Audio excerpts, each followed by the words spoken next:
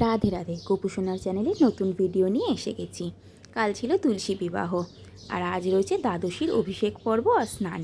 তো সেই উপলক্ষেই সকালবেলায় একটা তামার ঘটিতে গঙ্গা জল, দই, দুধ, ঘি, মধু, তুলসীপত্র, গোলাপ জল দিয়ে একটা সুন্দরভাবে অভিষেকের জল তৈরি করে নিয়েছি আমি। আর তার সাথে বানিয়ে নিয়েছি গোপুসোনাকে পরিষ্কার করার জন্য বেসন, মধু আর দই দিয়ে একটা মিশ্রণ। আমি কোনো রকম লেবুর রস বা কেমিক্যাল ইউজ করি না, হয়তো সোনার গায়ে সেটা কষ্ট হবে তাই জন্য দিই না। পিতলের মূর্তিগুলোকে এই রকম জিনিস দিয়ে যদি তুমি 10-15 মিনিট ভিজিয়ে রাখো, মানে লাগিয়ে রেখে দাও, তাহলে দেখবে আগের থেকে অনেক বেশি চকচকে হয়ে যাবে। এই ভিডিওতেও তোমরা সেটা দেখতে পারবে। গোলাপ জলগুলো দিয়ে দিচ্ছিলাম আর স্নানের জলেও একটু গোলাপ জল দিয়ে দিলাম, সুগন্ধিত হয়ে যাবে। আর গোপুসোনাকে বা তোমাদের সব সোনাদের যখনই যাই অর্পণ করো অবশ্যই তুলসীপত্র দেবে তাতে। আমিও তুলসীপত্র দিয়ে গোপুসোনার অভিষেক পর্ব শুরু করলাম। সবাই মিলে বলো হরি বল। হরে কৃষ্ণ, রাধে রাধে। এমনিই তো দামোদর মাস চলছে, শ্রীকৃষ্ণের প্রিয় মাস। তোমরা সবাই নিশ্চয়ই দামোদর মাস পালন করেছো। আর দ্বীপ হিসাবে যদি তুলসী কাষ্ঠের দ্বীপ তোমরা দিতে পারো তাহলে তা অধিক মঙ্গলজনক। আর তা না হলে তুলসীর কাছে এবং শ্রীকৃষ্ণের চরণে অবশ্যই প্রত্যেক দিন দীপ দান করো।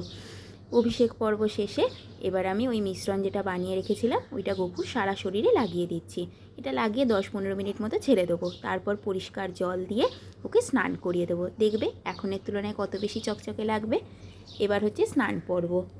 দেখো গোপুসোনাকে কত চকচকে লাগছে আগের থেকে। আমি যতদিন গোপুসোনা রয়েছে গপুকে পরিষ্কার করার জন্য এইটাই ইউজ করে থাকি। তোমরাও তোমার সোনাদের জন্য ইউজ করতে পারো। পিতলের মূর্তিতে এটা খুব সুন্দর কাজ করে। গপুর পরে এবার মোহন সোনার অভিষেক পর্ব। চেষ্টা করি মাঝে মাঝে ওদেরকে স্নান করানো, সবসময় হয়তো দেখিয়ে উঠতে পারি না। গোপুসোনার পর মোহন সোনারও অভিষেক হয়ে গেল। এবার ওকেও এই একইভাবে বেসনের মিশ্রণটা লাগিয়ে রেখে দেবো 10-15 মিনিট। তারপরে ওকে ভালোভাবে ঠান্ডা জলে স্নান করিয়ে দেবো। স্নান টান করিয়ে পরিষ্কার বস্ত্র পরিয়ে ফুলমালা দিয়ে পুজো সারবো। এই হচ্ছে আজকের ভিডিওতে তোমরা দেখতে পাবে। এইভাবেই আস্তে আস্তে দেখতে থাকো পুরো ভিডিওটা, আশা করি তোমাদের খুব ভালো লাগবে। ওদের স্নান করা হয়ে গেছে। গোপুসোনাকে দর্শন করো তোমরা। সুন্দরভাবে স্নান করে পোশাক পরে ফুলের মালা পরে সেজে নিয়েছে। এই হচ্ছে আমার দামোদর দেব।